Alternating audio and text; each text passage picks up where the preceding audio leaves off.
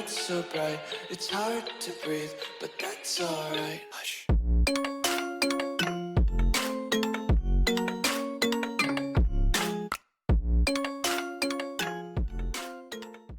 Hello everybody out there in YouTube land. This is your explorer and your director on this flight, Captain Mayday. Today we're going to be exploring a planet Alpha Echo.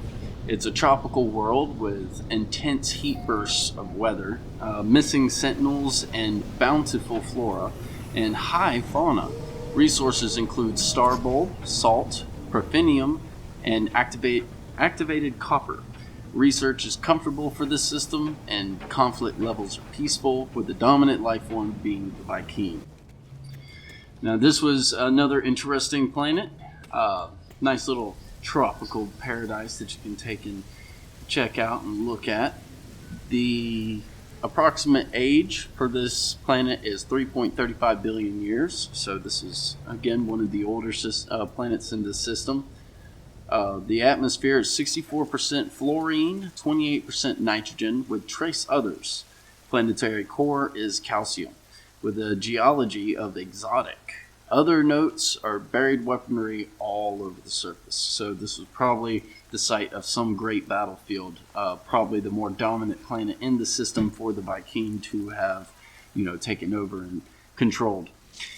Creature varieties, as far as the ratings for this planet, I would give the creature variety an 8, not quite a 10, because there is a good variety of creatures here as far as underwater, underground, and on ground itself. So kind of gives it a good, spread of creatures. However, they are limited on the number of aerial creatures, and then they have a few more underwater creatures than they do aerial.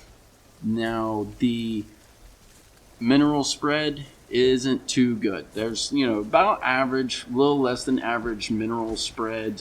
Most of them are small minerals. There are some larger minerals out there, but unfortunately, it seems to mainly be the smaller ones just spread out.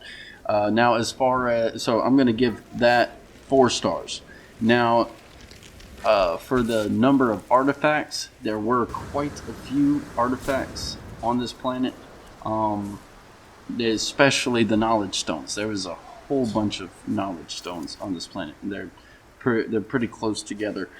So I'm going to give the number of artifacts, artifact places and ruins 7 out of 10. And then our settlement frequency. There are quite a few settlements on this planet, but unfortunately not as many as you would hope or like, and especially for such a nice planet. You would figure you would see a few more settlements, but I'm going to have to give the settlements a 5, sorry.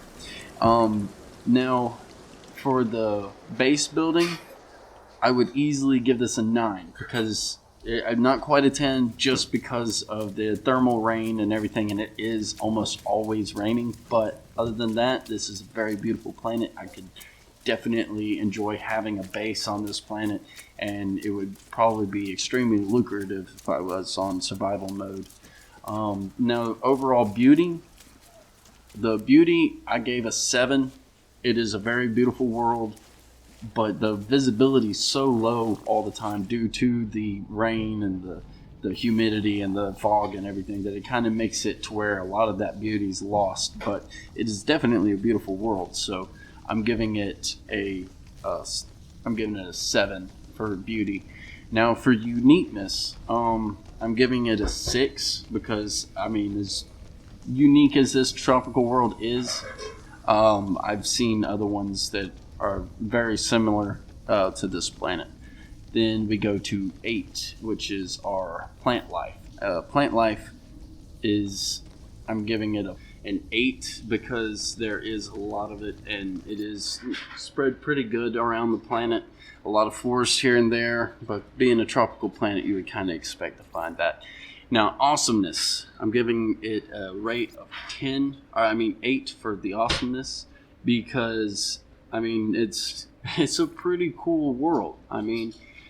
yeah, you got a couple of really cool, plants and animals and stuff around that can keep you entertained long enough if you sit there and play with the genes and try to farm crops or whatever you want to do here. And it definitely make a great place to start your own settlement.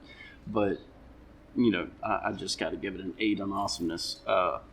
The storms definitely would add to the survival element of it. Then we have our land to ocean ratio.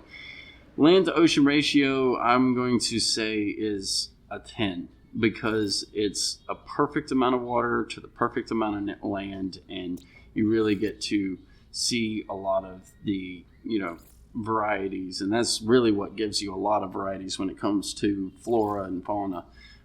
Minerals too, but really the minerals are going to be everywhere. You got mountain minerals that are unique even to the regular ground minerals. So that brings our overall rating for this planet to be a 9. So a 9-star rating for this planet, I think, is very acceptable. It's got a bunch of really cool plants and animals, and it's, like I said, it's a nice place to take and get to really see some of the stuff that a luxury world would have, but at the same time you have the survival elements that you have to endure and go through. So that really adds a lot to it. But overall, I'm gonna just say this was a really nice planet, and I believe that this was probably the capital world of the system whenever the Viking had more of a hold with as far as the Viking alliance was back in the day. And this is one of the older planets in the system, and I do believe it's one of the only planets with its own moon. Got to check that in discoveries, but that's pretty much it for this planet. I mean, it's covered in red grass. It's got a nice color sky whenever the rain isn't clouding it up, but it does have a lot of cloud coverage as far as that goes. And the intense heat bursts as far as the weather is concerned is absolutely insane. The flora is FL35 to FL50 are home to this planet. The minerals MI32 to MI42 are home on this planet. And as far as fauna, FA17 to FA27 are home on this planet. So it definitely has quite a bit as far as what kind of species and things call this or originate from this planet. So that's always nice. But all right, guys, I want to thank y'all for all your time. Please hit that like and subscribe button. Please have a wonderful week, and I'll see you next time on No Sky Unexplored.